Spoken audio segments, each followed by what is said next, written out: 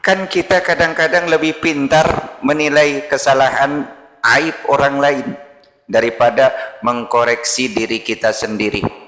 Kita banyak dosa, kita banyak kesalahan. Jangan merasa yang paling hebat, yang paling suci. Orang yang salah bisa menjadi orang soleh. Orang yang soleh pun juga bisa salah. Lalu siapa yang salah? Orang yang merasa soleh dan tidak pernah merasa salah. Itu yang harus diwaspadai. Karena sudah terlalu lama merasa dirinya menjadi orang yang paling benar, merasa suci di dalam ibadahnya. Ketika dia beribadah, bukan beribadah kepada Allah, tetapi beribadah untuk dirinya sendiri. Egois yang keluar. Maka orang yang terlalu sibuk mencari aib dan kesalahan orang lain itu, kata baginda Nabi, itu bagian daripada amal-amal yang merusak pahala amal perbuatan. Sittatu asya tuhbitul a'mal. Ada 6 perkara yang bisa merusak, menghancurkan, membinasakan pahala amal kebaikan seseorang.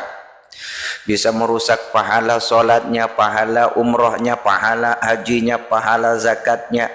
Semuanya rusak karena 6 perkara. Dan yang paling pertama disebut oleh baginda Rasulullah sallallahu alaihi wasallam adalah al-istighalu bi'uyubil khalqi. Orang yang terlalu sibuk mencari aib dan kesalahan orang lain. Dikolek-kolek, dicari-cari kesalahan orang. Lalu kapan kalau terlalu sibuk mencari aib orang lain yang akan memperbaiki diri itu kapan? Sedang waktu terus berlalu, zaman terus berganti, dosa terus bertambah, kita terlena di dalam penilaian yang tidak rasional. Perbaiki diri kita, karena nanti di hadapan Allah itu yang ditanya bukan dosa siapa, bukan kesalahan siapa, tetapi kesalahan diri kita sendiri, dosa kita sendiri. Orang yang ingin belajar hidup lebih baik, ingin hidupnya, imannya, tauhidnya, agamanya bisa lebih baik, harus punya keyakinan dong bahwa setiap perbuatan itu akan kembali kepada pelakunya masing-masing. Jadi tidak usah terlalu resah dengan aib dan kesalahan orang, tapi harus lebih resah, lebih paham, lebih memperhatikan dosa dan kesalahan yang ada pada diri kita. Iya. Al-istighal bi'uyubil khalqi. Orang terlalu sibuk mencari aib dan kesalahan orang, jelas dia akan rugi. Karena dia tidak akan sempat untuk memperbaiki dirinya sendiri. Sedangkan baginda Rasul mengajarkan kepada kita, tuba liman saghalahu aibuhu an uyubin nas. Beruntung betul orang yang aib yang ada pada dirinya membuat dirinya sibuk sehingga dia tidak sempat lagi mengurus aib dan kesalahan orang. Istighfar, mohon ampun kepada Allah. Jangan merasa diri ini yang paling benar sendiri. Introspeksi diri di dalam setiap keadaan itu akan mengantarkan diri kita menjadi orang yang akan lebih baik di hari yang akan datang.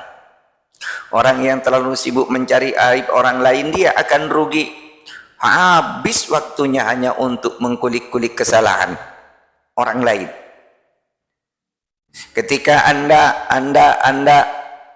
mulutnya sibuk menghasut, sibuk mencari aib orang lain, katakan kepada mulutmu, "Wahai mulut, ingat di dalam tubuhku ini semua adalah aib. Dari kepala, 2 mata, 2 kuping, 2 hidung, 1 mulut, apalagi yang di bawah, 2 lubang yang di bawah, itu semuanya aib. Di tangan ada aib, di kaki pun juga ada aib." Orang lain mulut juga mempunyai mulut untuk bisa membicarakan aib yang ada pada diriku. Berhenti lo mulut, komunikasi sama mulut sendiri. Ketika matamu sibuk melihat aib dan kesalahan orang lain, maka katakan pula kepada matamu, lihat mata, ingat mata, Di tubuhku ini mulai dari kepala, dua mata, dua kuping, dua telinga, satu mulut, dua lubang yang di bawah, itu juga aib. Orang lain juga mempunyai mata untuk melihat aib yang ada pada diriku. Maka dari itu ingat mata ya, jangan terlalu senang mencari aib dan kesalahan orang. Apalagi kalau motif daripada latar belakang daripada mencari aib itu memang tidak baik dan memang jarang, hampir mungkin tidak ada orang yang mencari aib orang lain itu tujuannya baik. Rata-rata tujuannya adalah tidak positif, tidak baik. Dilatar belakangi oleh kebencian, dilatar belakangi oleh kecemburuan, dilatar belakangi oleh apa lagi? Kedengkian, kebencian, iri dan sebagainya. Target tujuannya apa? Untuk menjatuhkan nama orang, nama baiknya, martabatnya, kehormatannya, nama baiknya dirusak. Sehingga orang tersebut kemudian tidak mempunyai nama baik di tengah-tengah masyarakat, terkucil, terisolir daripada kehidupan masyarakat. Sungguh kawan, sungguh saudara, perbuatan yang semacam ini adalah perbuatan yang teramat sangat sadis. Muslim satu dengan muslim yang lainnya statusnya adalah saudara. Kalau kita meyakini, mengakui bahwa saudara muslim kita itu adalah saudara kita, maka aibnya adalah aib kita, kekurangannya adalah kekurangan kita. Ketika kita lihat di dalam diri saudara kita itu ada kekurangan, maka itu hakikatnya adalah kekurangan kita.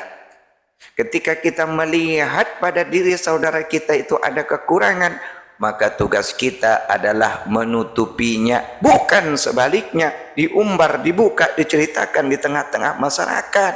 Bukan seperti itu. Tutupi aib saudaramu, maka Allah akan menutupi aibmu di dunia dan juga di akhirat. Man satara musliman, kata baginda Nabi, satarahullahu fid dunya wal akhirah. Barang siapa yang menutupi aib saudara muslimnya di dunia, maka besok Allah akan menutupi aib orang tersebut di dunia dan akhirat. Ingat, kita hidup ini penuh dengan aib-aib di dalam diri kita. Kita dikatakan orang baik oleh banyak orang bukan karena kita orang baik, akan tetapi karena Allah menutupi aib dan kesalahan kita. Mana ada di sini yang tidak punya dosa? Semua punya dosa, punya rahasia masing-masing.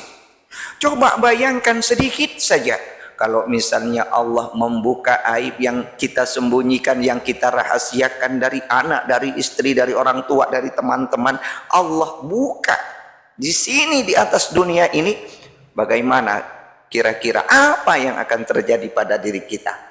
Masihkah kita mempunyai kelayakan untuk disebut orang baik?